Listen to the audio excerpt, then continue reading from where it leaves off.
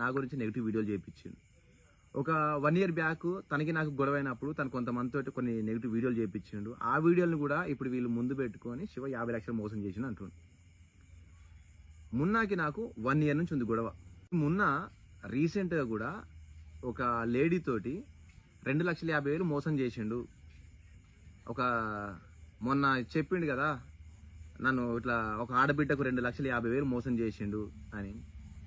వల్ల ఇప్పుడు వీళ్ళు బాధితులు లేడీస్ వెళ్తారు లలిత ఆడియోస్ దగ్గర. అక్కడ వాళ్ళ ఊరు ఏంటంటే లలిత ఆడియోస్ ఊరు వాళ్ళది మన భద్రాచలం సైడ్ ఏదో వస్తుంది. ఏదో లలిత ఆడియోస్ వాళ్ళ ఊర్లో ఒక ఆమె 2.5 లక్షలు ఇచ్చింది. ఇంకొకటి వీని వల్ల వీని దోస్తులు ఫోన్ పెట్టేస్తే మాట్లాడిస్తా.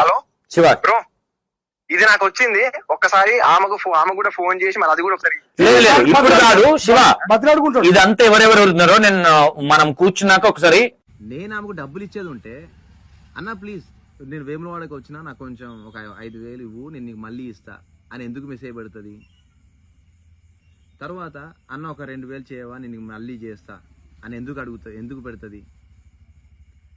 నేను ఇవన్నీ కొంతమంది కావాల్చుకొని టార్గెట్ చేసి మరి చేపిస్తున్నారు.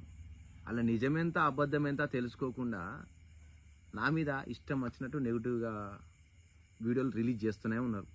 వాళ్ళకి కావాల్సింది కంటెంట్, వాళ్ళకి కావాల్సింది వ్యూస్. వాళ్ళ వ్యూస్ కోసం ఇంకో జీవితంతో ఆడుకుంటారు. మొన్న అంటుండు వీడు అన్ని అబద్ధాలు చెప్తాడు. మరి ఇప్పుడు నువ్వు చెప్పిన వాటికే కదా నేను విత్ ఆధారాలతో మీకు చూపిస్తుంది. ఇక నేను ఏం అబద్ధం చెప్పినా ఇలా నిజం ఎంత అబద్ధం ఎంత తెలుసుకోకుండా చాలా మంది నెగిటివ్ కామెంట్లు పెడుతున్నారు.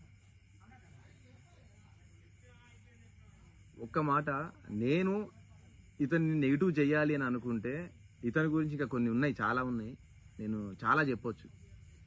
కానీ ఇప్పటికే నా జీవితం